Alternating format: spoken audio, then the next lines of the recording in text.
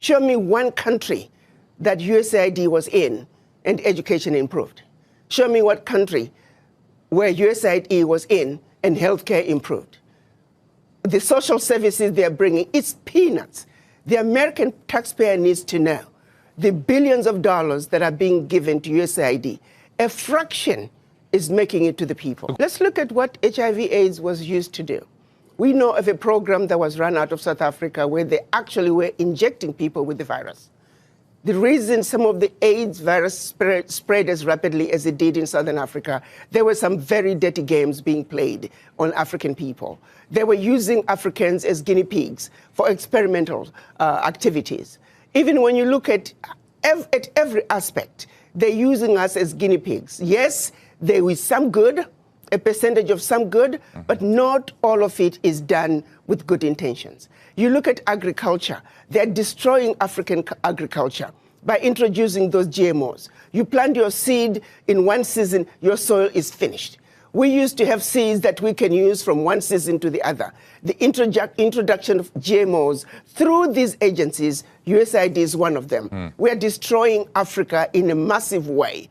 A little good is coming out, but by and large, the end result, they mean no good. They can turn around and give us an inventory and say, as long as you have been in Africa and also other parts of the world, show us your success rate.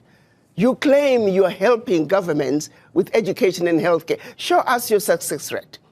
But I also turn around and say, African governments, why do you need this little aid to assist you in providing proper healthcare, proper education? The average African government can afford to provide those services for their people. Why does such a continent that did so much to help Europe recover continue to be so poor? Let's be realistic here. Let's not talk about peanuts. Africa does not need the aid. What we need is for those who are exploiting Africa to stop. Africa has everything it needs. If Africa could have contributed as much as it did to the recovery of Europe post-World War II, why wasn't Africa equally developed? This is a wake-up call to the African leaders to take inventory of what is really happening in their countries. Do they really need the peanuts that are coming in as aid? What is really going out? If I may use the example of what happened in Niger when the government decided they were going to take over the mining of their uranium. The French companies that were mining the uranium were paying the government 80 cents a kilo for the uranium, and then turning around and selling the uranium to the rest of the world at 200 euros a kilo. So that one move from the Nigerian government to say we are now going to take ownership of our own uranium, they went from realizing about $1 billion in uranium resources to over 300 billion a year. Do you realize what I'm talking about? No amount of NGO could bring that kind of money. And this is only one mineral. Now imagine the country taking inventory of all their minerals and benefiting from their natural resources like the rest of the countries in the Western world.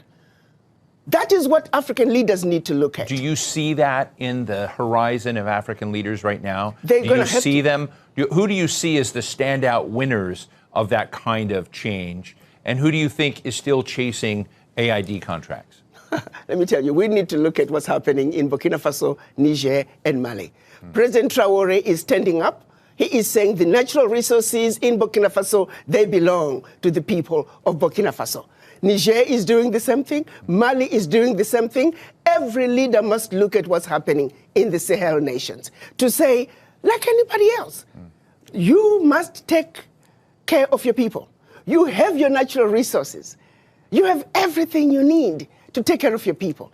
Why do you continue to be beggars? Look at what is being brought in by not only USAID, but all the NGOs in your country. It's peanuts. It's a joke that the African leaders should continue to be beggars of peanuts when you are looking and allowing billions to get out of your country year in and year out, if not trillions, in natural resources that your people should be benefiting from. It is a wake-up call for African leaders to wake up and say, President Trump is saying, US first, America first. You too must say, your country first. because you have everything it takes. It is a joke. It is embarrassing to see I have not seen any African leader cry over USAID living. I can tell you for a fact, the average African leader privately is celebrating the exit of USAID because they know what is really